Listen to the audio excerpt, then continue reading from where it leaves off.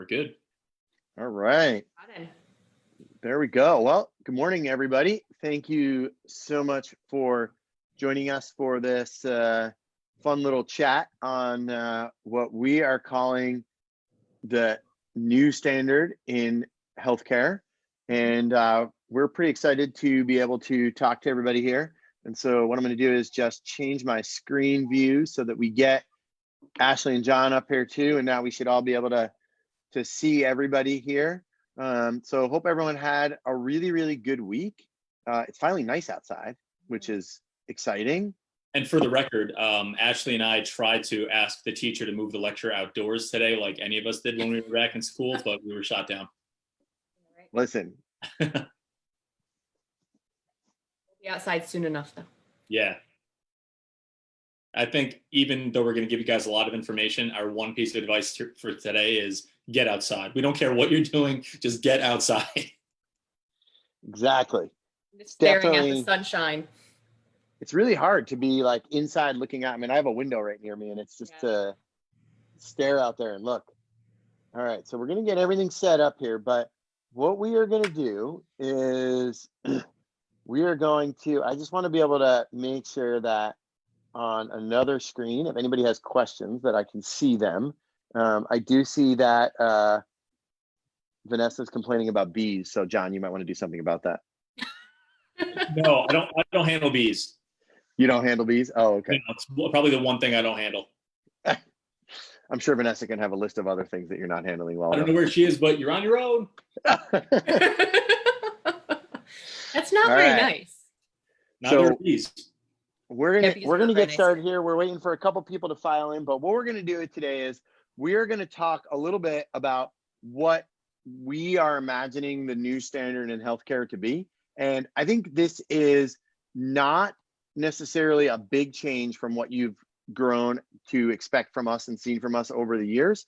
But it's going to be a little bit of a change. It's a little bit, it's a little different. And we're going to try and do our best to lay out what we think the future healthcare as a whole is, how you guys as patients and healthcare consumers can utilize it, but also on top of that, how we imagine some changes in our operations changing a little bit going forward. And so we're really, really excited. We put a decent amount of effort into this, like 5-10 minutes, right? And at least we'll at least, right? And we're gonna get going. We got a good number of people on here. If you have questions as we're going through, go ahead and throw them right in the chat there, and we will make sure we get right to them. And I am gonna hunt down the share screen button here, and we're gonna get the presentation going. So, Angela, sorry. All right, so we got the desktop shared up there, and we're gonna go into presentation mode. All right, so hopefully everyone can see this, and this is working well. I am going to lose the ability to see my screen. So John and Ashley, can you verify that this is actually sharing correctly? It is sharing. Yep. All right. Perfect. So you're in charge now. This is all up to you. This is it, right? All right. So the new standard in healthcare, what do we mean by that? Well, I think that if anything, the recent and current events have brought to light a lot of flaws in how we are accessing our healthcare system, how we're utilizing our healthcare system, and how much of a role we as individuals are taking in ensuring our own health. And so what we are setting out is to work with everybody to create a new standard in healthcare. And we're calling that because we don't want this to be something different or out of the box. We want this to be the regular way that everybody is thinking. And so we're really excited to be able to talk to everybody about this today. Yeah, and that's really the take home. And listen, we have great healthcare. This is America. I mean, we great innovations, great technology, great clinicians, and it's just a matter of how can we adapt, how can we stay current with what the the demands and the needs are of the population. And so there are a number of things that make up your health. It's not really just what's going on inside your body and your organs. Yes, that is one part of it, but ultimately, one of the things it comes down to is how do you feel? I mean, that's one of our first markers anyway, is that your health is not, tip top when you start feeling poor, you start feeling sluggish, you start feeling sick, sore throat, headache, whatever it is, tired, fatigued. So how you feel is a big part of what makes up your health. You can even have, really, poor things going on, but you feel great, which, we like, because we know that your mental and emotional, part of your healthcare is really where it should be. So, what you can do also makes up your healthcare, what your options are, how resilient is your body, how adaptive are you to your different stimulus and your different environments. So, a lot of subjective measures are used to kind of make up your entire health, which not many people realize, because again, they're just subjective. And so people kind of think about them. When we think about healthcare, we traditionally only think about the lab values. What does your blood work show? What is on the MRI? What is on the X-ray? What is on all the imaging? So yes, that objective part of healthcare exists, but we think that it's not as big a piece of the puzzle as it normally has been made to be. So as of late, over the past 10 years, we're looking at everything else. So we go into now how we now look at healthcare. So healthcare, how do we traditionally handle it? And that's what we're going to kind of look at. So the traditional medical management of healthcare. Right here, you see this dog. And typically we kind of think about healthcare as this reactive model. It has become this reactive approach over time, where signs of something arise, whether it's, you're not feeling well, you're sluggish, like John was talking about, you have signs of health concerns. And that's the point we then react to the concern. So we didn't take a proactive approach. We kind of sat back, said, hey, you know what? Now I'm feeling something. And that's when we go to take care of it. So after that, we treat the health concern and we wait for the next problem. So if we look at the dog, okay, think about it this way. Basically, dog sees squirrel, dog chases squirrel, squirrel goes into the tree, dog sits around, and then just waits for the squirrel to come back. And that's that reactive approach. That's kind of how we've been looking at healthcare for a very long time. You kind of have this limited communication model. You're not necessarily always on this open line of communication with somebody. And if we go and look at this quote now by Wayne Gretzky, the one thing it's kind of getting at is that we need to anticipate a little bit more. Instead of playing this reaction game, all right, we need to kind of move forward and say, hey, you know what? I am going to be in charge. I am now going to basically, anticipate where my health is going, and I'm going to take care of it that way. So if we look at the quote, it says, a good hockey player plays where the puck is, right? And a great hockey player plays where the puck is going to be. So you're not chasing the puck once it's kind of passed, or same thing with a soccer ball for us. You want to anticipate where it's going, and you don't want to be in the background. So I think, this brings up a lot of things. And the first thing that people are going to ask is, well, can this be changed? Can anything really be done about this? Can we do anything different? Like John said, we have a great system and we have a lot of resources available to us. And can anything be changed? And the answer is pretty easy. Yes, it can definitely be changed. And it starts by changing what you guys, the healthcare consumers, the patients, the clients, what you are thinking for and expecting of the healthcare system. And so we want to teach you guys to be proactive, right? We don't want you to be waiting for there to be a problem. We want you to be able to control what you can control. And so you have an amazing ability to know what's going on in your body. And we want you guys to have the tools to control that without needing the input from the healthcare system. And we also want you to be able to monitor whatever you cannot control. We are in an age with unbelievable technology available to us. And as patients, clients, consumers of healthcare, you guys should be able to take advantage of all of that technology to monitor anything that you are not able to control. And so as we go in here, we really look at what you can control. So what is within our control? Your diet, your sleep. So what you put in your mouth, how often you go to bed, what kind of activity do you, take up during the day, during the week, during the month? What kind of environment do you put yourself in? What is your home environment? What is your work environment? What is your commute environment? all these things that really, even though they may be tough to change at times, they're still within our control. We have the ability to make small changes in our favor. And ultimately, stress is one of the big things that really affects our health. And we can definitely control a lot of that. Again, those decisions won't always be easy, but one of the things that good healthcare providers should be doing in this new standard that we're trying to promote is make those options easier for you, or give you other options so that you don't feel like you're just funneled down this one specific path. So those are what we call modifiable risk factors, things that you can change. Now, underlying what can't we change is what's going on under our skin. We can't change our genetics. We can't pick our parents. We love them nonetheless, but we can't change genetics. What you are is what you are. But what we can do is we can use that information that our genetics gives us. You may be predisposed to X, Y, or Z. We use that information and use it as ammunition. Again, don't be reactive. Don't wait for it to cause a change that you then have to fix, like Ashley alluded to. Use that information to be proactive and see what kind of changes can you make to stay on top of it. So why should we put this proactive model of healthcare at the forefront? Why is it something that really we should be looking at to emerge and change? And as John said, our healthcare is great in the United States, but we feel like it could just be that little bit better. So if we look at this, and we're all kind of sitting at home, and we've all been looking at kind of research, and we've been looking at all these statistics that are popping up, and this is a big one that stood out to us. So with coronavirus and with this pandemic, this global pandemic we're all facing, one of the big things they've realized is that there are modifiable risk factors that could have played a part in whether or not there were severe complications from coronavirus. So if we look at the statistic, 94% of the people at one of these New York area health systems, or in this health system, 94% had chronic health conditions, They had hypertension, obesity, diabetes, all things that with those kind of modifiable diet, health, environment, those types of things, they can all be changed, right? 6% of patients didn't have that.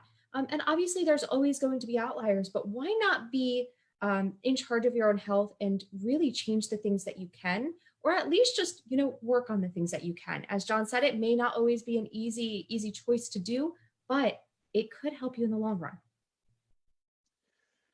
So as we get into this new standard of healthcare and the new age of healthcare, the biggest part of this and the most important component is giving you the control of whatever you can control. And as we've been talking about throughout, not waiting for things to happen and not trying to react. And so it's going to be a true combination of care, but you're going to have to lead the way. And so we want to really, really make sure that you guys have a great understanding of how this system is going to and should work. And so these are some terms that I think that everybody has become probably more familiar with now than they've ever wanted to, based on trying to homeschool your children. So there's the synchronous side of things where something happens at the same time. There's consistent timing between each occurrence, right? So that is what everybody sort of thinks about, and in traditional healthcare. There's the asynchronous side where something is not occurring at the same time as something else. And so that is going to play a big role in this new part of healthcare. So synchronous care is very synonymous with basically, the basic foundation and tenet of the old healthcare model, where you go see the provider in real time and your visit consists of what you guys can get done then and there. You ask questions, they talk, he or she talks, and you leave with that information and you go about and make those changes until the next time you see them. And communication in between is really limited until, again, something's wrong and you're reactive rather than proactive. So that's your semi-annual visit to the doctor or to the dentist or anything like that. Even, something like your car mechanic, we wait till something happens to get in touch. So that's done in person or digitally because, digital healthcare has become a new thing, especially I wish I'd bought stock in Zoom prior to this whole thing, but everybody's getting used to, again, still real-time communication with your healthcare provider, regardless of how it's happening, but it's in real time. Asynchronous care is this new standard that we want to promote where we make you the gatekeeper. We're going to put you in the driver's seat of your healthcare. We want you to talk to us more than when you just come in and see us. we want you to be able to understand and implement the changes that we want you to make in your healthcare. And to be honest, Justin, Ashley, we know that's one of the reasons we love seeing our patients irregularly. We almost call it like an irregularly regular schedule with our patients, where we're going to see you once or twice really quickly if something's going on, but then we want to see you on regular intervals after that so we can be more proactive in your healthcare. So it's something that we're going to help monitor for you, a lot of systems in place, but the basic concept is a lot of constant communication. And it's not always happening in real time, but that's basically what we're trying to promote. So if we look at kind of going into examples of what these two different terms mean, or where we're kind of standing with the synchronous healthcare and asynchronous healthcare, when we look at synchronous healthcare, we're really talking about something that's happening in person, or it's digitally. So it's at the same time you're with that provider and you are discussing your needs. So basically, these are a few examples: your annual physical with your primary care physician, which occurs once a year. A physical therapy visit after an ankle sprain. And we think about this as synchronous because if you go to a physical therapy office 3 times a week for 6 weeks, what happens is a lot of people do not take home their exercise program and do it at home because they say, hey, you know what? I'm going to do it while I'm there with the therapist. It's going to be a synchronous episode of care that you really, depend on somebody else. And then also a telehealth visit. Okay. Telehealth is considered a synchronous care and synchronous visit, mainly because here you are, you're still communicating face-to-face with somebody. You're still having direct, contact with that person. Granted, they may just be on the other end of a computer screen. So if we go ahead and we look at now examples of asynchronous healthcare, there's a lot of different ways that we can use this, especially to help somebody take charge of their own health. And to also just, be a little bit more, be your own gatekeeper. You will then have more decision-making abilities, and basically you're not always 100% being told what to do. You can kind of control a little bit of it. So with that being said, we can do things like video recordings, where on an app, we may send you a video or ask you to do something, and then you send something back. It's not happening at the same time, but it's still communication between providers. Coaching plans, web-based coaching plans, app-based coaching plans, educational classes, okay, things like our running school, open chain communication, and the big thing is more frequent check-ins. But if some of these seem similar, it's because we've already been doing them. So the idea here, and what we really want to get across, is we are here to guide you through this, and we're not going to be doing it for you, right? But we're here to be your guide and bring you through this new system. And so we want to make everybody very aware that your plan and sort of how you plan on utilizing the healthcare system needs to and should change. And you should really, really want to get into the driver's seat. So if we look here, right, we're going to go, right? So you've got your health, okay? And then you have some sort of injury or illness, okay? And you're going to seek out the expertise of a healthcare provider, and you're going to get back into the wellness side of things, and that's going to go back to your health. And what we want to make sure is that this cycle continues to go on. In the current system, the way everybody is utilizing the healthcare system, you don't necessarily continue on, right, with the wellness plan, or, think about it as like a dose of antibiotics, where you are going to have an infection, a doctor is going to prescribe you antibiotics, and then if that infection goes away, you don't check back in with that doctor. You don't know what is, going on, and nothing is done to address maybe why the infection came about. Were you prone to it? Was something on? Nope. The idea is you're good until there's another infection, and then we'll sort of go after that infection again. And that's the cycle that we're looking to break. And we want to start to make this a nice, cohesive, functioning unit so that you can take control of anything that you have the ability to. So, this is not something that's new for us. It's not even something that's new, altogether. I think it's just a new concept that has been thrust into healthcare, which we kind of like. And we've been doing these kind of things for a long time. We've been using certain apps, certain web-based programs that help us, treat and work with our clients. We have, something called Coach Now, which is one of our programs where we can upload videos for our clients. And then we ask them to upload videos later on in the week, but we'll say, hey, we'll go over maybe 2 or 3 different types of squats or movements in the clinic, and then say, okay, I want you to work on these. And a week from now, rather than you coming back in, I want you to upload a video of you yourself executing those movements that we've gone over, and then I can see what kind of progress you've made, and we can have a conversation about that. We have online training and programming in many different, I'm losing my train of thought here. Many different companies, I should say, or websites.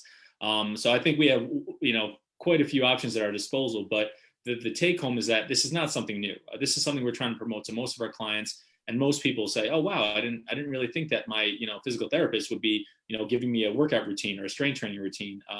But really, that's the whole point of trying to bridge that gap between injury, health, and wellness. Now, when we look at that, and when we look at these, different types of applications or websites or ways that we can monitor you, we have to say, what does this mean for you? What does this mean in regards to taking charge of your health and just overall observance of health and well-being? So when we look at this model, your wellness plan doesn't start due to a health ailment. Basically, sometimes, yes, it may take that to get you started, but we don't want it to. We want this plan to be in place for you as a continuous circle, similar to that picture. You had the injury, and then we go to the health professional, and then we go to wellness. It should be a continuance. And hopefully that injury and illness, okay, that becomes a blank in the circle, and it just keeps going around and round, okay? When you have a wellness plan, your wellness plan shouldn't always stop due to injury, just like training shouldn't always stop due to injury. We always say to somebody, if you've had a knee injury, why do you stop training your upper body during that? You can still do those things without risk of injury. And actually, you know what? It's going to help promote health and promote kind of healing even a little bit more. Consistency is key. Okay. That's the most important part. And when you're doing these things, okay, if we kind of look here, if we look at the next slide here, treatment plan versus wellness plan, can you really see a difference here? Is there a difference in between what everybody's doing here? Yes, there's some people with injuries, but you know what they're still doing? They're still moving forward, and they're still doing and taking charge of their wellness. Maybe they saw a physician, more than likely they saw a physician, but could the people right next to them have seen a physician or be in constant contact with somebody, or be in this asynchronous healthcare model where, their training plan, there's somebody on the other end? Or say, after they've done their exercises, is there somebody on the other end who's kind of keeping them accountable? And I think that's one of the most important parts of this model as we move forward. So I think the big thing is that we want everybody to get accustomed to the idea that no one will fit in the same mold. Okay. And so we are going to work with everybody individually to make sure that we are helping you create the best plan for you. And again, like John and Ashley have already sort of alluded to, this is nothing new for us and nothing new for the way we've handled this, but we want to sort of give you guys a little bit of a window into our thinking and how we're going to work with things going forward. And so we are obviously still going to offer the same in-person services that we've always offered in the past, and that everybody has come to know and trust. We are also going to continue offering the same virtual and digital services that we have used in the past and that everybody has come to know and trust, as well as the asynchronous digital stuff. And what we want to do is we want to do a better job of working with everybody to create a blend of all of these different options that we have available to help you stay in that wellness side and stay out of that illness side of things. And I think we understand all of this, and in our heads, we get it. But for the average healthcare consumer who is coming in, it's really hard to comprehend why, after you've come in to see a physical therapist for an ankle sprain, they're trying to get you to do more upper body activity, or they're asking you questions about your blood pressure or your diabetes, or trying to convince you to quit smoking. These are all things that we're going to start to push a little bit harder on and talk a little bit more with all of our patients with, because it's really, really important, and we can have a really big impact on everybody. And so we want you to be asking us these questions too, right? I want patients to be coming in asking how they fit into this and where we imagine them being in this system, and how we can help you become a more active participant in your own healthcare and your own wellness.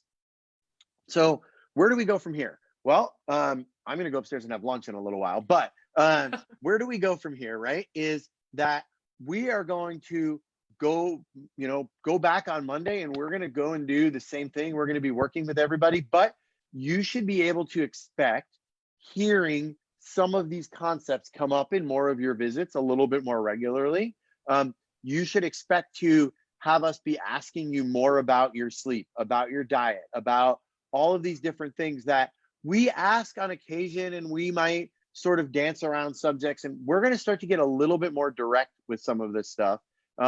And we're going to talk to you more about the different things that we have and how we can help you do this. As we transition back to in-person visits, we might start to work with people and try and get people doing some regular checkups via telehealth digitally.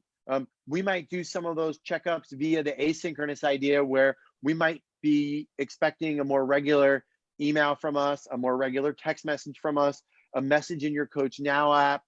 We might be talking to people about jumping into our Volt wellness and strength training programs, where we can see whether you've done your workouts. And if you're already in there, you should be expecting a little bit more of a regular nudge from us, wondering why that 3-day-a-week program's only been completed once or twice. And so you should be looking out for all that. And to be honest, we want you guys to be in the driver's seat. And so if we fail and we're not doing that, then we also want you to be harping on us and yelling at us to get up and get on you and take charge of all that. And so I want to thank everybody for listening to our rant style TED Talk here about this. We would love to take the show on the road. So if you know anybody in the TED Talk realm, we would love to be able to reach a big audience with this whole model of getting everyone to take charge of their own wellness and healthcare. Yep. I think it's definitely something that may be an adjustment for some people, but you know what? It's a new age, and we're coming to realize that there's going to be somewhat of a new normal. And I think that if we can kind of, help introduce it and have everybody say, hey, you know what? Like, this is a thought in the back of my head, then we might as well. And we hope that you can start to slowly adopt some of these practices. Yeah, the big take home here is we want the client journey to be much different than it's been for the past who knows how many decades. We don't want you to just kind of be going along the roller coaster. That's a very predictable path, and you're kind of just doing what the track dictates. Yeah, we want you in the driver's seat, as cliche as that is, but there are more options out there for you now. There's better ways to track your health and be an active participant in your health. And I kind of hate that white coat syndrome in this country. And I talk with this with a lot of my clients. I'm always amazed at how people will go buy a new car. They'll spend, they'll take out a loan, or they'll spend 10, 20, 30, 40, 50, 60, $70,000 on this new vehicle. And they're going to grill that salesman or saleswoman. And they'll go from dealership to dealership, back and forth. But the second it comes to their own healthcare, they talk to a healthcare provider, they kind of clam up, and it's your body. It's more priceless than any vehicle could be. And so we really want you guys asking more questions, asking what your options are. How can you be more of an active participant in this? Because we're there for you. And so we want that client journey to be much different than it has been. And we're happy to give you the options that we've found to be really, really beneficial. Be your best advocate. That's the big thing. Definitely. I think that's a great way to leave off. I think that the couple of questions that have trickled in, we have answered through here. So if any other questions come up, you watch this, you think anything, definitely throw them down here. We'll respond to them as the day goes on. But everybody go out, have a great Saturday, get outside, enjoy the sunshine. See you.